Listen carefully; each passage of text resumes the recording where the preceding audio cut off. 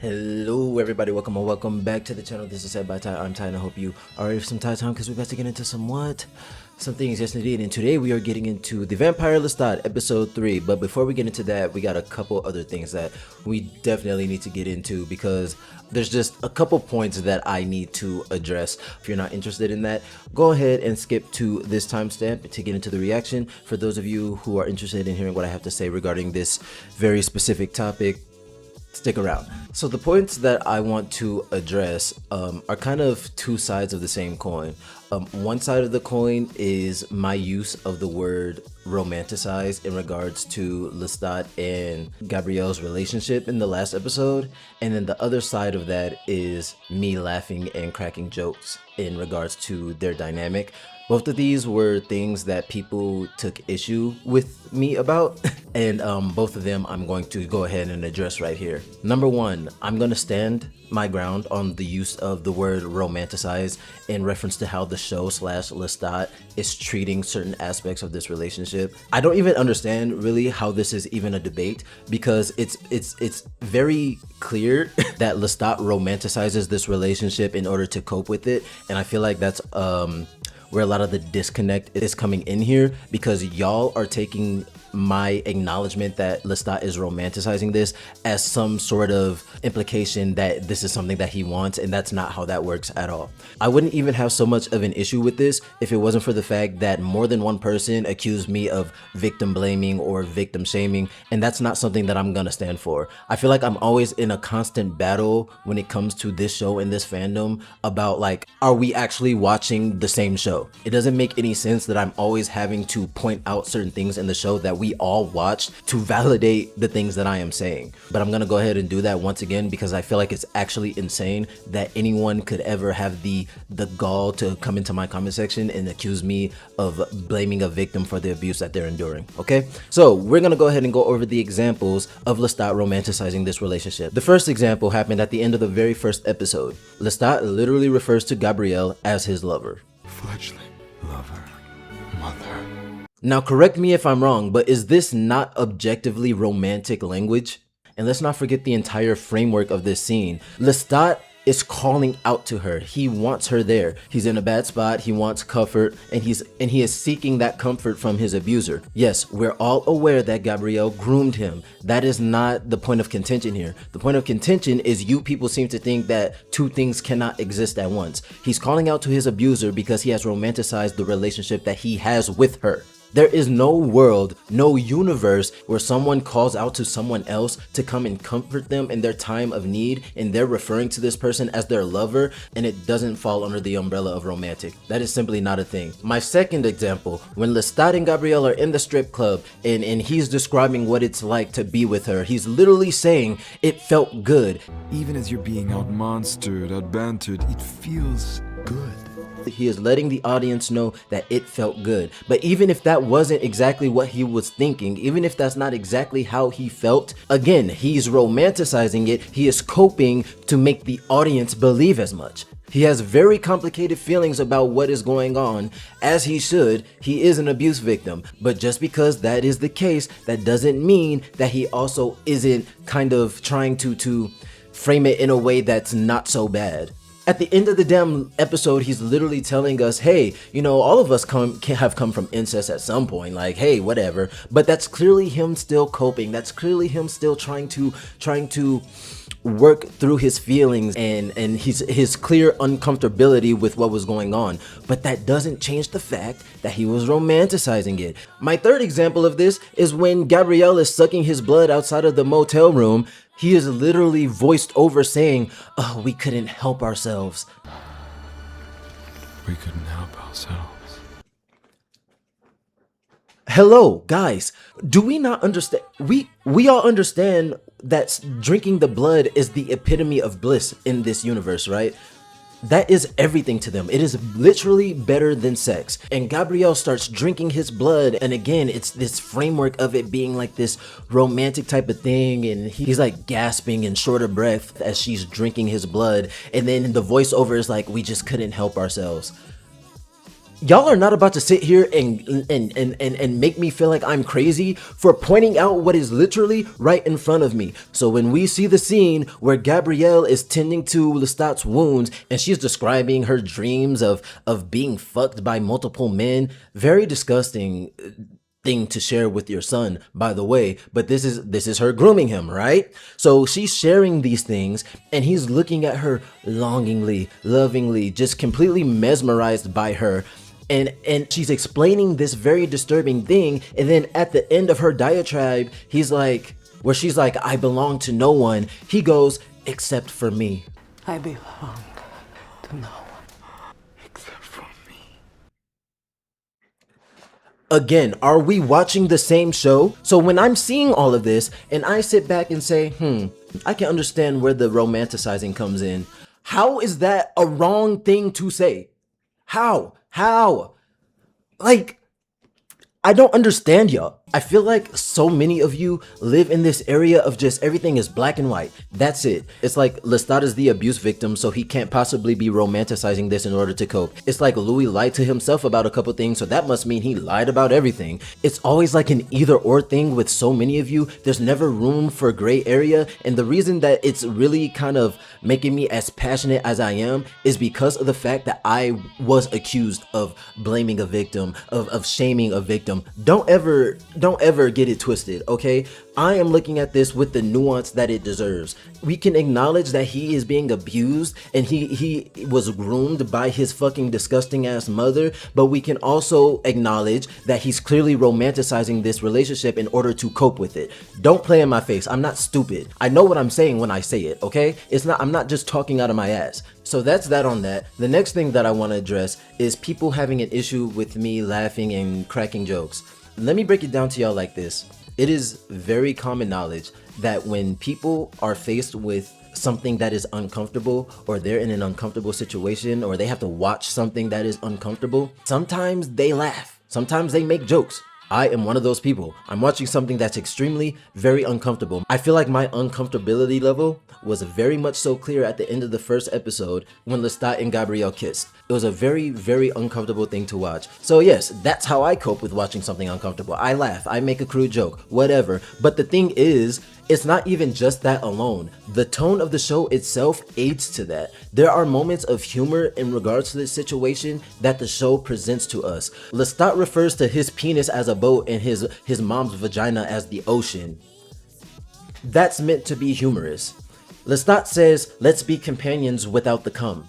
That's humorous. So they are also bringing moments of levity to this very fucked up situation that I am also doing by cracking my jokes, by laughing at certain things. I am not only trying to cope with it myself, but I'm also just trying to bring levity to it because it's fucking gross. It's fucking disgusting. It is not something that is very comfortable to watch. A mother fucking her son. It's not cute. So yeah, this is just who I am. I'm probably gonna make a joke. I'm probably gonna try to laugh it off. But again, with the show also bringing in these moments of levity, why am I being held to a higher standard than the show itself? And this is where the intersectionality between me using the word romanticize and me laughing or cracking jokes comes into play, because more than one person made these same points about my use of the word romanticize, about me making the jokes, and they're framing it as, we understand you don't like Lestat, but you shouldn't be laughing about it, and this is not romanticized. And like, bro, get out of my face. like I feel like it shouldn't have to be spelled out to you guys. It's possible to acknowledge that Lestat is trying to set boundaries and Gabrielle is dismissing them. But it's also possible to acknowledge the way in which Lestat is dealing with this whole thing. So, like I said, I'm sticking to my guns that Lestat and or the show has romanticized this or framed it in a romanticized way in order to show Lestat coping with this. And that doesn't dismiss or negate the fact that he also doesn't really want this. Okay? We got it? Are we clear? Cool. And as for the whole me cracking jokes, laughing thing, y'all, I can only be me when I sit here and do these reactions. I am not in the business of being a cookie cutter reactor. I'm not in the business of trying to be digestible for everybody or trying to play into arbitrary respectability politics. If that is something that you're looking for out of your reactors, please find someone else. It's no hard feelings, I promise you. I'm not everybody's cup of tea. Many people in this fandom do not care for me, do not like me, think I'm dumb, and I'm okay with that. That's fine. If you think I'm not actually paying attention to what's happening, if you think I lack media literacy because of certain things that I say, find someone else to watch. There are so many other guys, there are so many other people who watch this show and dissect it with a lot more tact, with a lot more, who come with a more analytical, thought-provoking manner about them.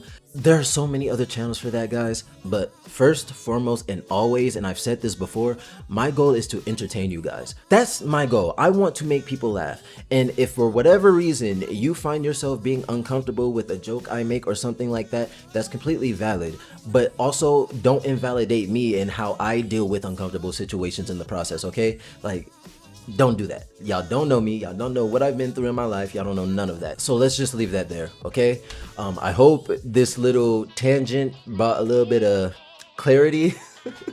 I'm not upset with these people. I know it can sometimes come off like that. I said the same thing in the last video. I'm not upset with you guys, but it's like, if you're gonna come at me with something, make it make sense. Do not constantly try to come for me for not understanding something in the show when you guys are the one who are like fundamentally not understanding things. Lestat has 100% romanticized this relationship to some degree, and I'm standing on that. And if you still disagree after hearing what I have to say, then we just agree to disagree. That's fine. And with that all being said and all out of the motherfucking way, Jesus. Without further ado, let's get into The Vampire Lestat episode 3. Let's go. Also, guys, be sure to like, comment, subscribe, hype the video, all that good stuff. And if you want the full-length reactions, go ahead over to that Patreon. Can I offer my assistance? Lestat, you looking fly. Ah, damn. Two Class B vampires surviving separation for nearly 2 hours. Really? That's interesting. I don't think Santiago lasted that long, so... Is that on your lip, Yada? The herp, as Daniel described it. Face to face. Lestat is looking good right here. I'm a hater, but I also live in reality. You were a stutterer as a child. Here goes stuttering again. In the other 2 attempts on your life during this tour, is this Hey, Danny is still gonna be Danny. About asses on seats or streams on Pandora. Pandora? Y'all still use Calvino's invisible cities. Damn, Danny do not give a fuck, bro. It's embarrassing. The stutter. Stop the cameras. No. Uh-oh. We're getting somewhere, okay.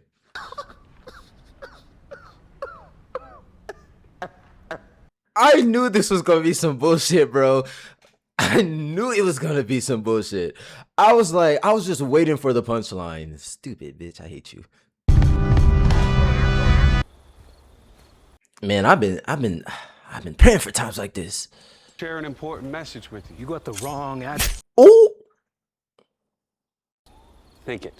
I'm a vampire, just like you.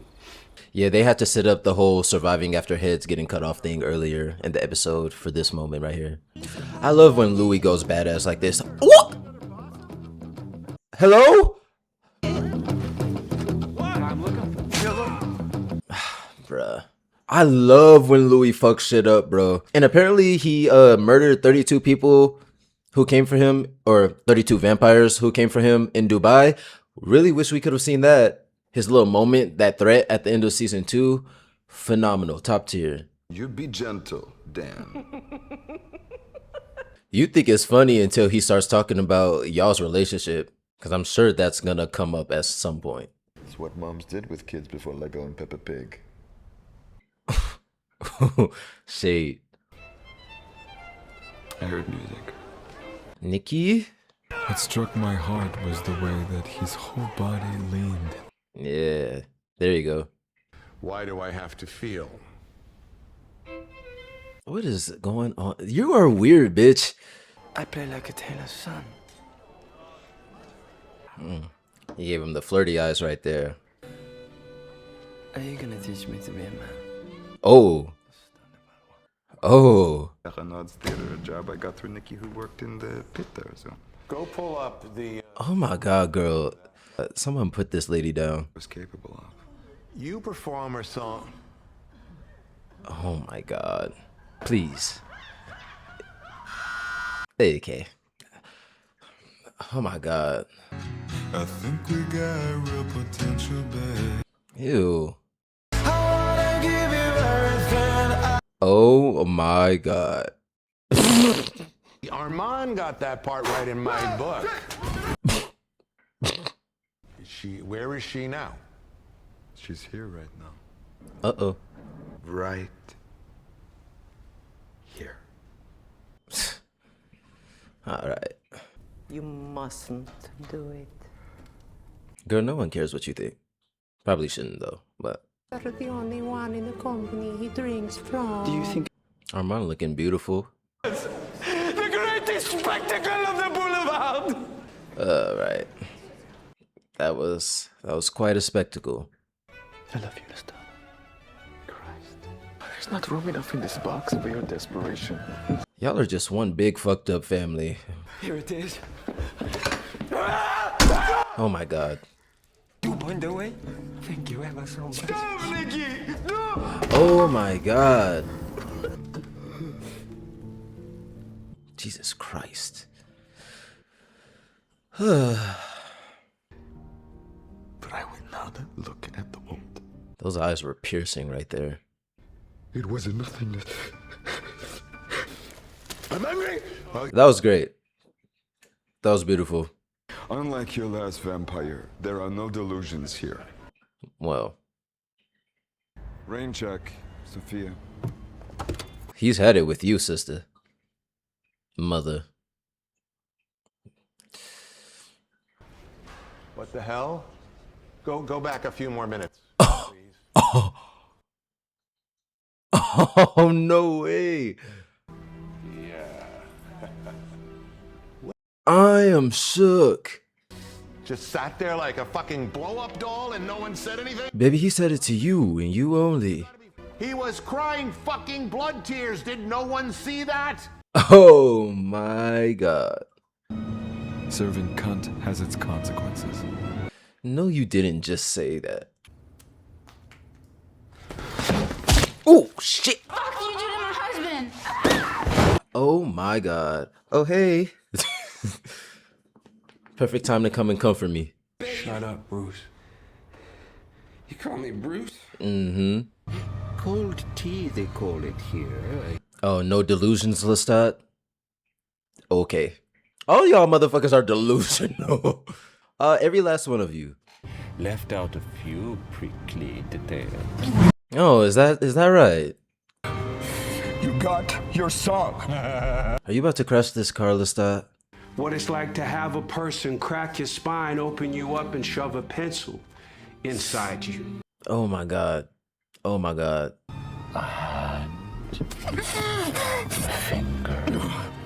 Even with my broken arm, and then my re-broken arm, Oh my god.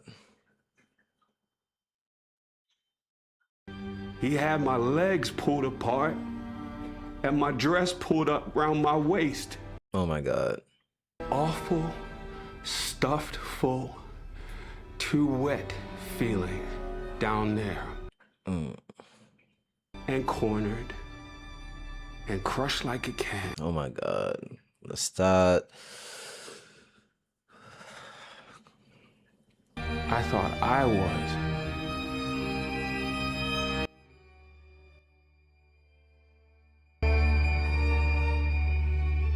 Yo, I'm...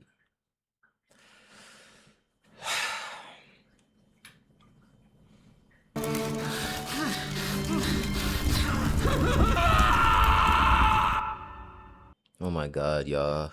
I could have shed a tear at that whole thing between Lestat, Louis reading that, what was going, what, I can't even speak, what, Louis reading what Claudia wrote in her diary. I feel like I can't even like feel good about Bruce dying because it doesn't change anything. Like, Claudia is still gone.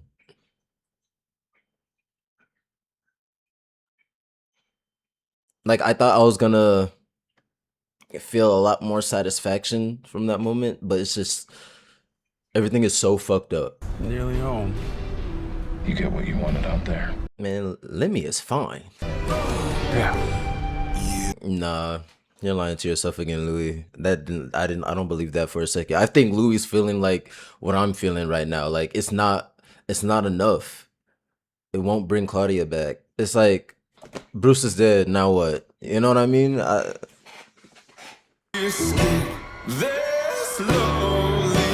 And the music is how he banishes that hurt, that pain, or at least copes with it a little bit more.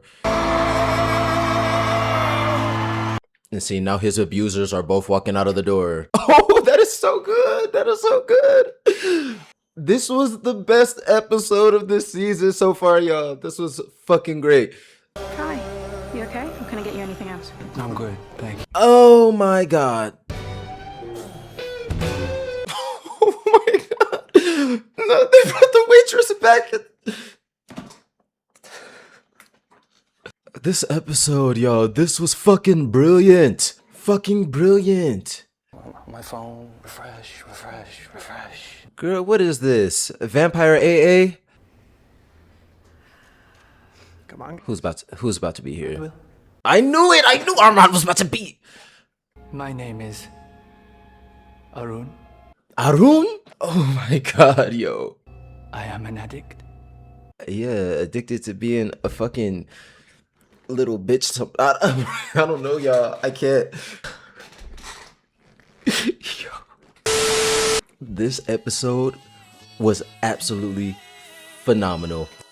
It was I was already enjoying the show for what it was. You know, the first 2 episodes, you know, they were cool. They were okay. They were fine. I was enjoying it. This, we are back. We are back. And I know if people have been giving this season a little bit of shit based off those first 2 episodes. Nah, baby. Nah, baby. Nah, baby. This was so fucking good. Oh my god. I was emotional. I was uncomfortable. I was speechless for a significant part of this reaction. I just was locked in, not having much to say because I was just so enthralled by what was going on. Oh my god. I felt bad for Lestat. I did. I felt really bad for him.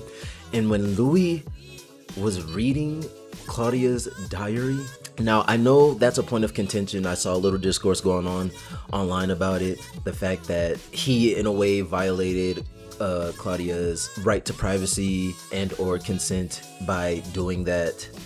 And like, I understand, but I also understand why Louis did it.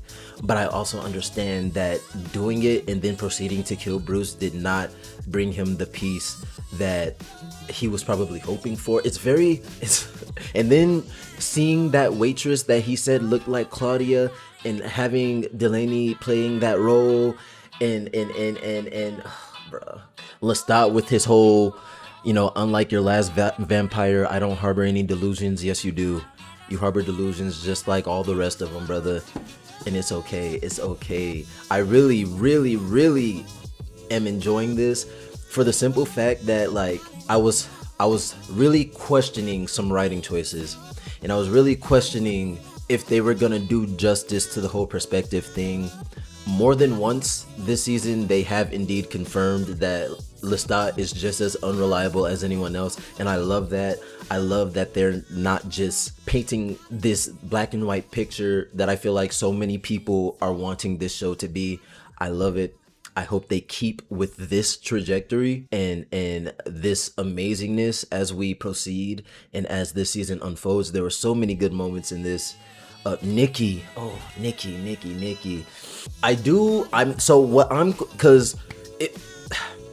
Did Armand actually push Nikki? Because